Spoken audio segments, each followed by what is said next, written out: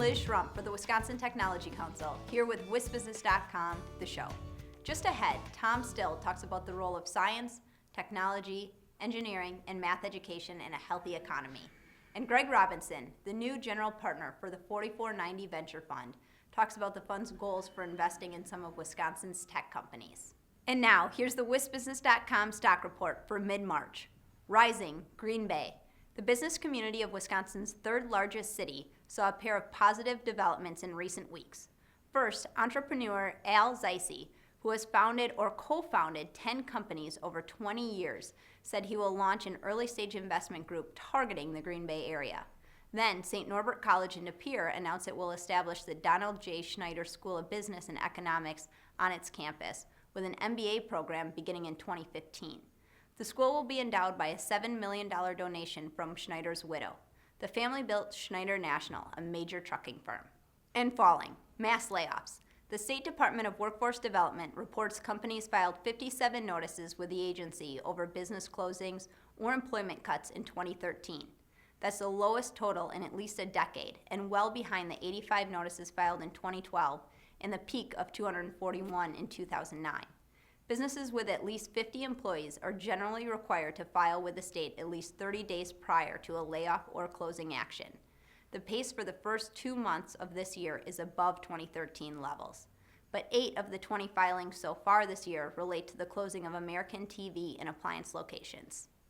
And now, here's Tom Still with his Inside Wisconsin commentary.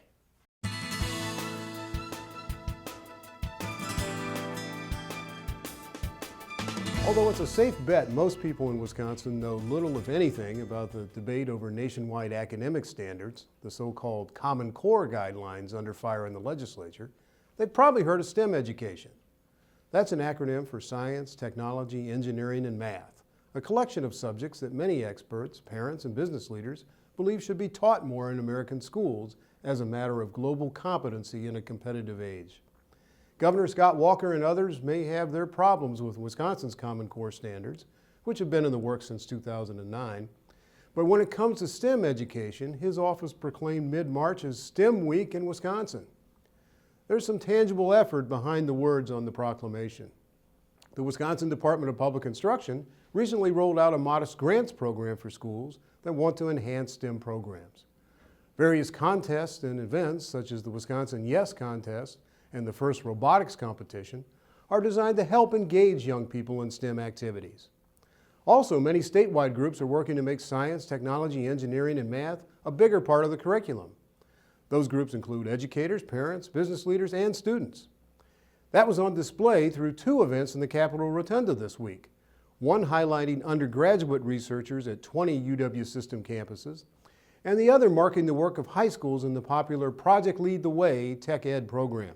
That raises the question, if people of different political stripes can agree STEM education is vital, why are they unable to come together around the nationwide effort to address uneven academic standards across the spectrum of subjects taught through K-12 education?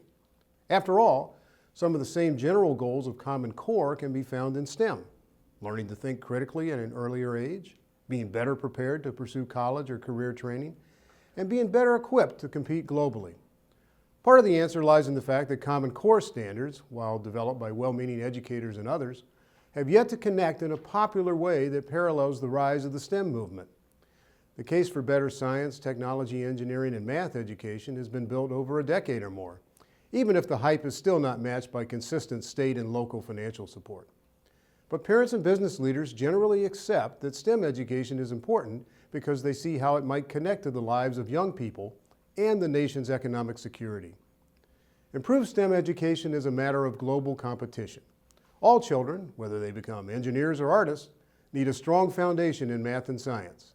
It's good for them and good for our economy. Thanks, Tom. I'll be right back with Greg Robinson, general partner of the new 4490 Venture Fund. White Hirschbeck Dudek represents companies at all stages of development and in a wide range of industries to navigate the legal challenges of regional, national, and global growth. At WHD, every stage takes center stage. I'm back with Greg Robinson, general partner of the new 4490 Venture Fund.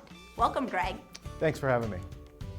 What is the 4490 Fund and who is behind it? 4490 is a new venture fund that is focused on early stage information technology investing, really to support the IT ecosystem here in Wisconsin.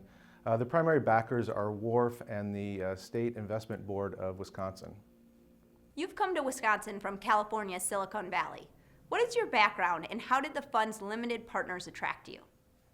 Well, I have about 20 years of operating and venture capital experience. Most recently, I've spent the last 12 years in Silicon Valley at Peninsula Ventures doing early stage venture investing.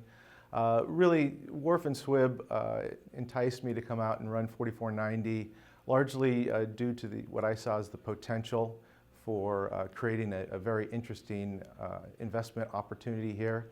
I think there's a lot of really interesting innovations, lots of smart people, really the building blocks for great investing here in Wisconsin. And what are the next steps with the 4490 Fund and how quickly might it make investments? Well, 4490 is really just being set up now. So we have both some tactical things in terms of getting the fund up and running, as well as some strategic aspects of figuring out exactly how we're going to deploy the capital. But we are feet on the streets today. We're actively meeting with entrepreneurs, looking at investments, and I would imagine in the next 90 days or so, hopefully we'll be in the position to make new investments. Thanks, Greg, and thank you for watching this edition of WisBusiness.com, the show. The show is produced by WisBusiness.com and the Wisconsin Technology Council, and sponsored by White Hirschbeck Dudek, MG&E, and UW-Milwaukee. Visit our websites to read and learn more. I'm Liz Schrum of Talent Foot Executive Search. See you next time.